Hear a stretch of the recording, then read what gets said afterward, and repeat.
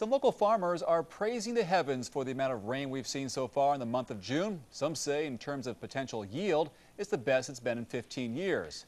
But one dryland farmer in South Spokane County says it's important to keep this all in perspective, since the good news for one farmer could spell bad news for another.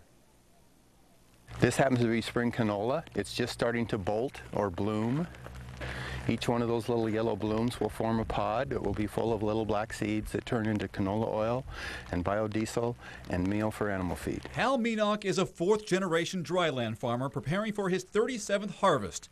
And thanks to this month's rainfall, life on the farm is good. For me, raising wheat, raising barley, raising canola, this is pretty weather. With some 600 acres, Meanock is constantly monitoring the weather. Depending on what kind of weather we get from here on, if we get 100-degree weather and high winds, maybe half those tillers will die.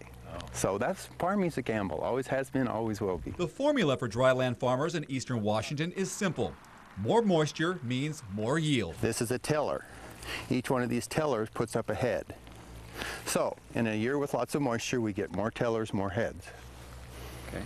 So that translates into more yield for me. But while rain stands as one farmer's friend, it becomes another farmer's foe. Well, the bad news, it's not good for everyone. If you're trying to harvest forage right now, if you're an irrigated alfalfa farmer, this is a nightmare. Meanock says it's important for consumers to look at the big picture.